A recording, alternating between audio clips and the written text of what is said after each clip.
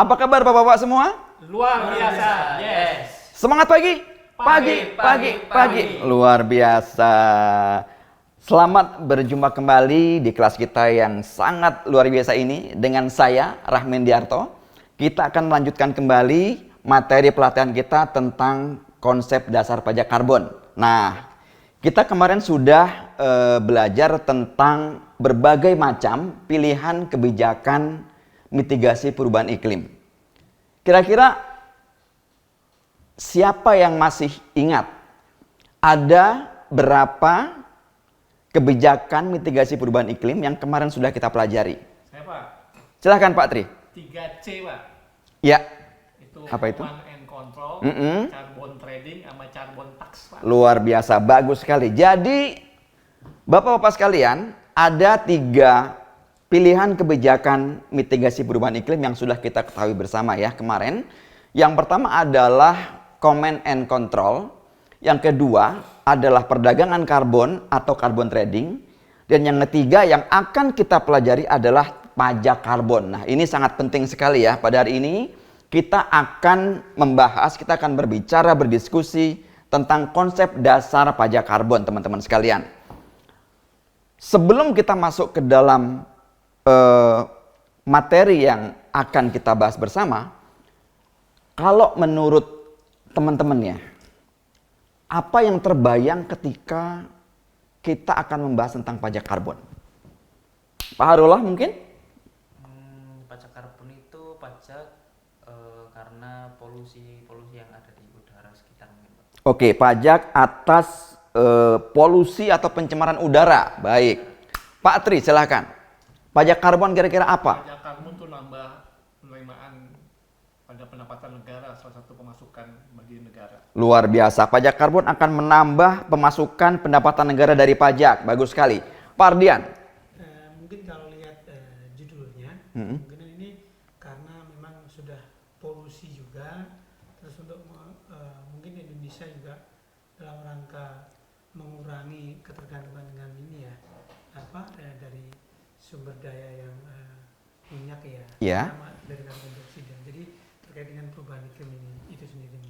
Luar biasa sekali semuanya ya. Jadi komprehensif kita gabungkan ya nanti semua pemikiran dari teman-teman semua. Sebelumnya akan kita cek dulu nih ya untuk memotivasi kita biar kita lebih semangat lagi. Kita akan lihat bahwa tujuan pembelajaran pada pagi hari ini adalah agar kita semua dapat memahami tentang konsep dasar pajak karbon dengan baik ya. Jadi sudah brainstorming tadi, sudah Bapak-bapak dengan pengalamannya itu sudah tahu, sudah banyak sekali tentang aspek-aspek yang akan dikaitkan dengan pajak karbon. Nah, sekarang kita akan coba pahami bagaimana konsep dasar pajak karbon tersebut. Nah, sebelumnya ada satu quote yang mungkin bisa menjadi inspirasi bagi kita semua di pagi yang semangat ini. Educating the mind without educating the heart is not education at all. Dari Aristoteles. Artinya bahwa ketika kita mendidik pikiran kita, kita juga harus membuka hati kita agar ilmu yang kita peroleh bisa bermanfaat buat semua orang. Semangat Pak ya? Semangat. Baik, terima kasih. Luar biasa sekali. Nah, definisi yang exact, yang sangat kuat adalah bahwa pajak karbon itu merupakan pajak yang dikenakan atas sejumlah emisi karbon dioksida yang dihasilkan dari pembakaran bahan bakar fosil. Ini menurut Potterbat tahun 91. Bahan bakar fosil itu ada yang bisa memberikan contoh 1 atau 2 bahan bakar fosil itu apa aja? Batu bara, minyak bumi. Luar biasa. Batu bara, ya, minyak bumi, termasuk gas, itu juga merupakan bahan bakar fosil. Apabila dia dibakar, kemudian menghasilkan emisi gas CO2, maka atas emisi itu dikenakan pajak yang dinamakan dengan pajak karbon. Baik. Nah, kemudian pertanyaannya adalah kenapa pajak karbon itu adalah sebuah kebijakan mitigasi yang penting? Pajak karbon, teman-teman sekalian, adalah menjadi sebuah kebijakan yang mendesak untuk kita bisa terapkan. Kenapa? Karena tingkat emisi di negara kita sebagai negara yang berpenduduk terbesar nomor 4 di dunia sangatlah tinggi.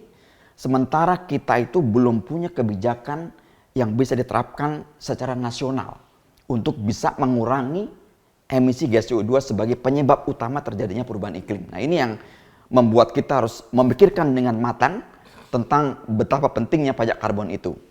Nah, beberapa ahli atau banyak bahkan ya para pakar dan peneliti yang menyatakan atau yang mendukung tentang penerapan pajak karbon itu. Kenapa? Paling tidak ada 3 hal atau 3 aspek yang dikembangkan. Yang pertama adalah karena pajak karbon itu sifatnya sederhana. Kenapa sederhana? Karena sangat mudah diterapkan. Tinggal berapa emisi yang dihasilkan, kemudian dikalikan dengan tarifnya. Kita tidak bingung atau tidak sulit untuk menerapkannya. Yang kedua itu berbiaya murah. Kebijakan tersebut tidak perlu teknologi yang tinggi, sehingga negara itu tidak perlu untuk memiliki ataupun membutuhkan biaya yang mahal. Itu yang kedua. Dan argumen yang ketiga yang mendukung pajak karbon itu adalah karena mudah diterapkan. Indonesia kita tahu teman-teman dari DJP ya atau dari Ditjen Pajak sudah punya basis atau sudah punya kantor pajak, sudah punya institusi yang akan mengumpulkan pajak karbon. Kita tidak perlu lagi bikin atau membuat sebuah institusi baru, sebuah infrastruktur baru untuk mengumpulkan pajak karbon itu sehingga lebih mudah untuk diterapkan. Tapi teman-teman semua, di samping ada yang mendukung, tentu banyak juga yang menentang. Nah, kenapa ditentang? Pertama karena pajak karbon itu dianggap memberikan dampak regresif. Artinya bahwa dampak tersebut itu akan memberatkan bagi rakyat yang miskin. Orang miskin atau orang yang berpenghasilan rendah, dia akan ditambah lagi beban pajaknya karena harga-harga yang semakin naik. Kemudian kegagalan politik. Banyak contoh di negara-negara lain, mereka menerapkan pajak karbon, tapi ternyata pajak karbon itu tidak berlangsung lama atau dijegal di tataran legislatif. Contohnya di Amerika, di China, di Australia, di Prancis. Semuanya gagal dalam tataran politis. Sehingga tidak bisa berlangsung lama atau bahkan di-cancel sebelum menjadi undang-undang. Itu yang kedua. Yang ketiga, akan memberikan dampak pengaruh pelaku bisnis. Jadi pengaruh pelaku bisnis ini akan sangat rentan sekali. Mereka akan sangat resisten terhadap penerapan pajak karbon karena akan dianggap mengancam kelangsungan bisnis mereka karena terutama terhadap energi-energi yang mereka hasilkan yang menghasilkan banyak emisi karbon. Oke, kita sudah melihat argumen yang mendukung dan argumen yang menentang juga. Nah, sekarang bagaimana posisi bapak-bapak nih? Apakah bapak-bapak di sini termasuk golongan yang mendukung atau yang menentang nih? Gimana kalau Pak Tri kira-kira? Ya kalau udah ada undang-undangnya kita mesti patuh ya sebagai warga negara. Command and control itu. Baik, baik. Jadi Pak Tri ini termasuk ke dalam yang mendukung pelaksanaan pajak karbon. Sekarang kalau Pak Ardian bagaimana? Kalau saya tadi melihat gini bayangan saya Pak, kalau ada pajak karbon, kalau mungkin saya salah koreksi aja Pak, itu kan kalau ada pajak karbon berarti nanti pengaruh ke kebutuhan pokok rakyat banyak dong, karena kan ini kan efeknya kan bisa banyak ya, artinya dari segi transportasi, logistik segala macam berpengaruh secara tidak langsung ya mungkin ya Pak ya, itu bayangan saya. Oh, jadi cost operasional baik itu perusahaan maupun aktivitas masyarakat meningkat ya, jadi beban ekonomi semakin bertambah. Baik, bagus sekali, jadi sangat relevan. Pak Rulo gimana kira-kira posisinya? Sama saya Pak Ardian sih Pak, karena pajak karbon secara nggak langsung bisa memberatkan pengusaha itu juga. Baik, baik. Jadi ada pertentangan di sini ya, ada perdebatan apakah pajak karbon itu memang harus diterapkan atau tidak. Dan ini memang menjadi perdebatan di setiap negara juga. Karena tidak semua negara juga menerapkan. Walaupun sudah cukup banyak ya, sudah cukup banyak yang menerapkan, ada sekitar 130-an negara di dunia yang sudah menerapkan pajak karbon. Coba kita lihat bagaimana di Indonesia. Oke? Di Indonesia kita punya pajak karbon ya, yaitu menurut Undang-Undang Nomor 7 Tahun 2021 tentang harmonisasi peraturan perpajakan. Nah, di dalam pasal 13 sebetulnya kita sudah coba untuk menerapkan pajak karbon dan sudah diundangkan, yaitu dalam pasal 13 itu bahwa pajak karbon itu dikenakan konsepnya nih atas emisi karbon yang memberikan dampak negatif bagi lingkungan hidup. Jadi, teman-teman sekalian, dalam undang-undang HPP tersebut ya, bahwa memang Indonesia itu sudah akan menerapkan terhadap apa? Emisi karbon yang memberikan dampak negatif bagi lingkungan. Apa dampak negatif yang dimaksud tersebut? Pertama, dampak negatif yang memberikan dampak berupa penyusutan sumber daya alam, misalnya deforestasi, penggundulan hutan, dan sebagainya. Kemudian pencemaran lingkungan hidup, misalnya kebakaran atau alih fungsi lahan, dan juga kerusakan lingkungan hidup yang disebabkan mungkin misalnya terhadap lahan bekas tambang yang tidak diurus dengan baik, seperti itu ya. Jadi terhadap emisi karbon yang memberikan dampak negatif terhadap lingkungan itu akan diterapkan atau dikenakan pajak karbon ya. Kemudian pajak tersebut akan dikenakan teman-teman sekalian atas emisi ataupun pembelian barang yang mengandung karbon atau aktivitas yang menghasilkan emisi karbon dalam jumlah tertentu dalam periode tertentu. Jadi misalnya pembelian batu bara, pembelian minyak, gas dengan jumlah yang mengandung karbon tertentu, atau aktivitas misalnya pembakaran lahan, kemudian produksi listrik dengan batu bara, itu merupakan dasar yang akan dikenakan pajak karbon. Kemudian berapa tarifnya? Tarif pajak karbon sudah ditentukan di dalam pasal 13 ayat 8, yaitu paling rendah Rp30 per kilogram CO2, per kilogram emisi CO2.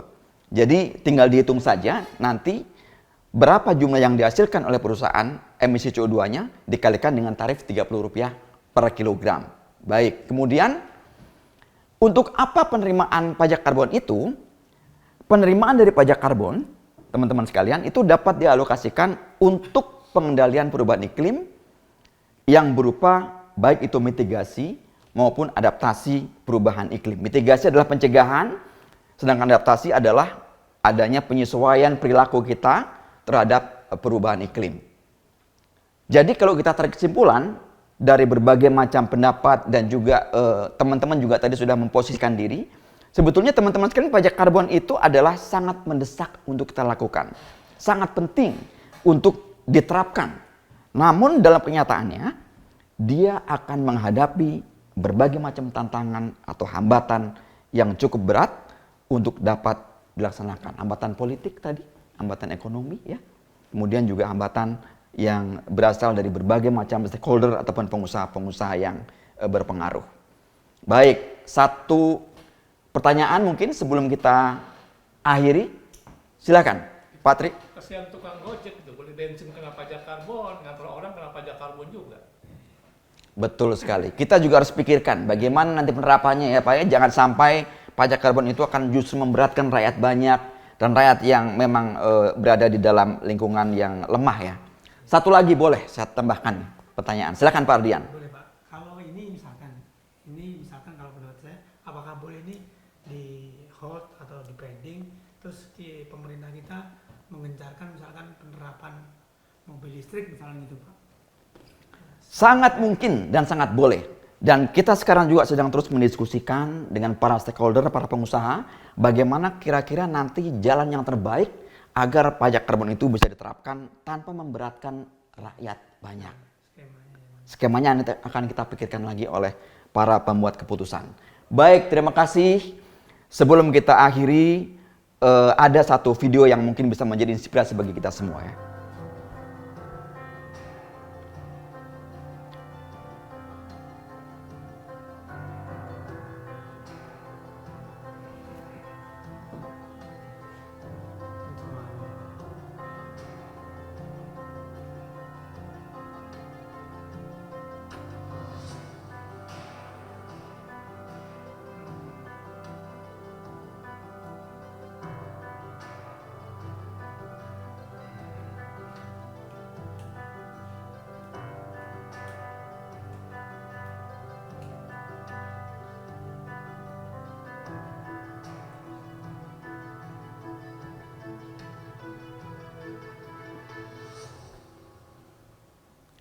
Baik, terima kasih Bapak sekalian atas perhatiannya. Kita berikan aplaus buat kita semua.